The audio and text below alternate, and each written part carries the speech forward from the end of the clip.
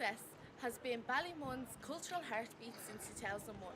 The centre host, a cafe and fully stocked bar, A gallery space, a dance studio, a 220-seat theatre, the recording studio. Access is more than just a cultural space, it's more a symbol of Ballymun. Do you find this makes your job easier or harder?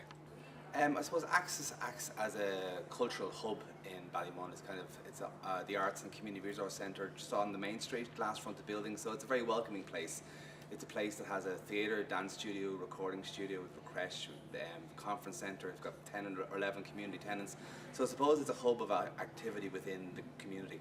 Access is more than just a cultural space, it's more a symbol of Ballymun. Do you find this makes your job easier or harder? I think it makes it kind of deeper and I suppose better in a way. I mean, I think an awful lot of places and people shy away from responsibility, but I think, Access was built by the local community for the local community. So I think, what else would it be? So I think that responsibility is a very, very good thing. What sort of projects have you got lined up here for the summer? Tonight we have a new thing we're starting, which is kind of called Girls' Night Out, which is you can kind of come and do a dance class, have a glass of wine, and go and see a film and dance with the film. So that's kind of starting tonight with Slumdog Millionaire. We have David McSavage tomorrow night, who's kind of the great comedian from the Savage Eye. And then next week, for 2 weeks, we have one of Ireland's foremost aerialist, trapeze kind of circus artists coming in for 2.5 weeks of a residency. So we're going to be using our theatre, and at the end they're going to be giving workshops to the local community. They're going to be putting on the show. So that's kind of in the next 3 weeks. We've loads. What has been your most fulfilling project over your time in the Access?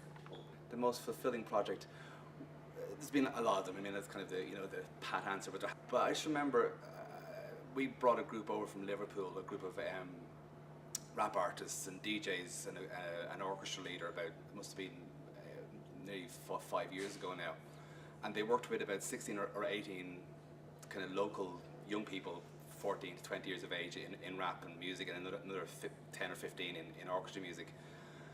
And I remember just looking at them, especially the young lads doing rap, and they're about 14, 15 years of age, and there's about 6 of them that really got into it, and they were standing on the stage with their A4 pads, and they were basically, through rap and through their poetry, talking to their parents who were sitting there in the audience watching them.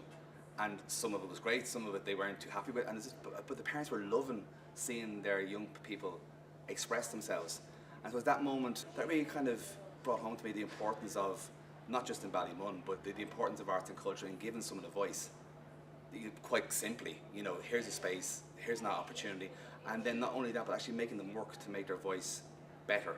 So to me it's not good enough going, you go and do drama up there and do drama, but actually it's pushing you